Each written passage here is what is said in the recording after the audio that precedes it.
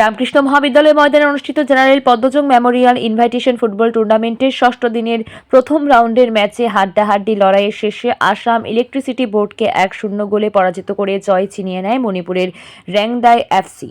B গ্রুপের এই ম্যাচে সাদা জার্সিতে মাঠে নামে আসাম ইলেকট্রিসিটি বোর্ড এবং হলুদ জার্সিতে খেলতে নামে রেংদাই এফসি। ম্যাচের শুরু থেকেই দুদল আক্রমণাত্মক ফুটবল উপহার দিলেও প্রথমার্ধে কোনো দলই গোলের দেখা পায়নি।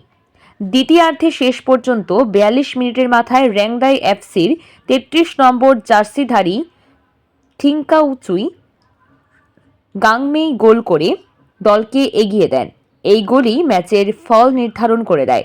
বাকি সময়ে আসাম সমতা ফেরানোর চেষ্টা করলেও রেংদাই এফসির শক্ত রক্ষণভাগ সেই প্রচেষ্টা ব্যর্থ করে দেয়।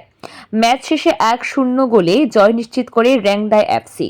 আজকের খেলায় ম্যান অব দ্য ম্যাচ নির্বাচিত হন রেংদাই এফসির ওহেঙ্গাম রজেন মিতেই। খেলায় মূল রেফারির দায়িত্বে ছিলেন পল্লব চক্রবর্তী। আগামীকাল 8 ফেব্রুয়ারি মাঠে মুখোমুখি হবে মিজোরামের এসএসইউ ও কলকাতার এরিএক্স একাডেমি।